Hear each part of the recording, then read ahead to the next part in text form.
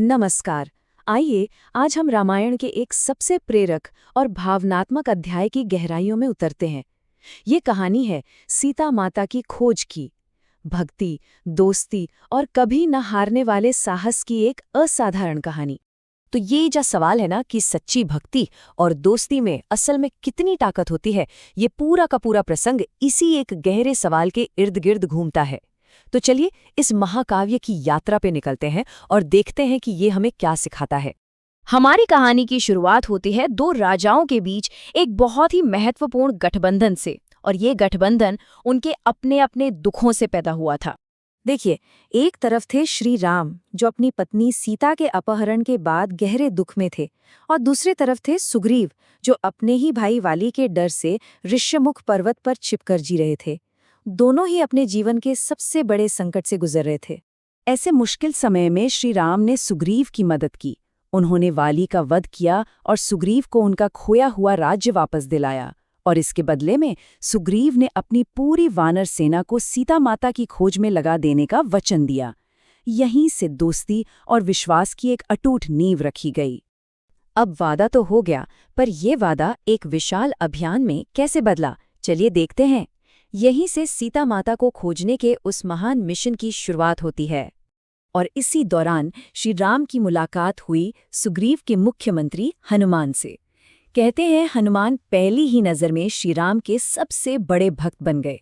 श्री राम ने उन्हें अपनी अंगूठी दी जो आगे चलकर इस मिशन में पहचान का एक बहुत ही महत्वपूर्ण प्रतीक बनने वाली थी।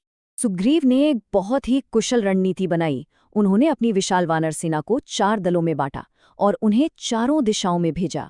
लेकिन सबसे महत्वपूर्ण दल को दक्षिण की ओर भेजा गया, जिसका नेतृत्व कर रहे थे हनुमान, जांबवान और अंगद। ऐसा इसलिए क्योंकि उन्हें विश्वास था कि रावण सीता को लेकर दक्षिण दिशा में ही गया होगा। कई दिनों की लगातार खोज के बाद दक्षिणी दल आखिरकार समुद्र तट पर पहुंचा, लेकिन वहां उनके सामने एक ऐसी चुनौती खड़ी थी जो लगभग नामुमकिन लग रही थी। उनके और लंका के बीच 100 योजन यानी आज के हिसाब से सैकड़ों किलोमीटर चौड़ा एक विशाल महासागर फैला हुआ था। इस अपार सागर को देखकर तो सभी वानरों की हिम्मत ही जवाब दे गई। एक पल को तो लगा कि मिशन यहीं खत्म हो जाएगा। सवाल ये था कि इस असंभव दिखने वाले सागर को कौन पार कर सकता था। ये एक ऐसा सवाल था जो उस वक्त हर किसी के मन में गूंज रहा था। पूरे मिशन का भविष्य इसी एक सवाल पर टिका था। और ठीक इसी निराशा के पल में दल के सबसे अनुभवी और बुद्धिमान सदस्य जांबवान आगे आए। उन्होंने हनुमान को उनकी भूली हुई, उनकी असीमित शक्तियों की याद दिलाई। ये इस कहानी का एक बहुत बड़ा टर्निंग पॉइंट था। जांबवान के शब्द एक चिंगारी की तरह काम कर गए। उनसे प्रेरित होकर हनुमान ने अपनी पूरी क्षमता को पहचाना, एक विशाल रूप धारण किया और एक ही छलांग में उस असंभव लगने वाले समुद्र को पार कर लिया। ये भक्ति और आत्मविश्वास की एक शानदार जीत थी। अब कहानी लंका पहुंचती है। हनुमान रावण के किले में गुप्त रूप से प्रवेश कर चुके हैं और सीता माता की तलाश शुरू कर दी है। पूरी लंका में खोजने के बाद आखिरकार हनुमान को सीता माता अशोक वाटिका में मिली। वो बहुत ही दुखी और निराश अवस्था में थीं। हनुमान ने सही समय का इंतजार किया और फिर उनके सामने प्रकट हुए। और वो पल बहुत ही भावुक था। हनुमान ने श्री राम की दी हुई अंगूठी सीता माता को दी। उस अंगूठी को देखकर सीता को विश्वास हो गया कि राम उन्हें बचाने जरूर आएंगे। ये सिर्फ एक गहना नहीं था, बल्कि ये आशा का एक बहुत शक्तिशाली संदेश था। सीता माता को ढूंढने के बाद हनुमान के मिशन का अगला हिस्सा था अभिमानी राजा रावण को एक सीधी और शक्तिशाली चेतावनी देना। हनुमान ने रावण को चेतावनी दी, लेकिन रावण अपने अहंकार में इतना चूर था कि उसने उन्हें बंदी बना लिया और उनकी पूंछ में आग लगाने का आदेश दे दिया। उसने अपने बंदी की असली ताकत को बहुत कम आंका था। और यहीं पर हनुमान ने अपनी बुद्धिमत्ता का परिचय दिया। उन्होंने अपनी सजा को ही अपना हथियार बना लिया और अपनी जलती हुई पूंछ से पूरी सोने की लंका को जलाकर राख कर दिया। ये रावण के अहंकार पर एक जबरदस्त प्रहार था। अपनी सफलता के बाद हनुमान वापस लौटते हैं।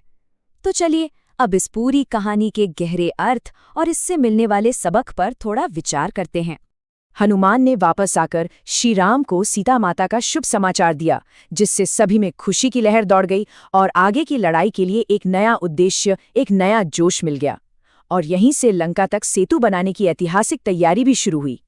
तो इस पूरी खोज से हमें क्या सीखने को मिलता है? ये कहानी कुछ मूल गुणों को बार बार उजागर करती है।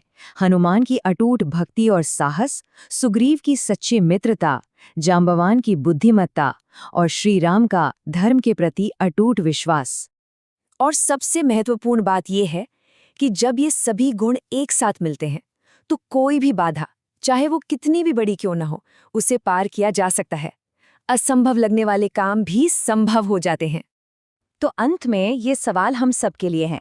जैसे हनुमान ने अपनी भूली हुई शक्ति को पहचानकर महासागर पार किया, वैसे ही हम सबकी अपनी जिंदगी में वो कौन सी भीतरी ताकतें हैं जो हमें अपने असंभव सागरों का सामना करने में मदद कर सकती हैं?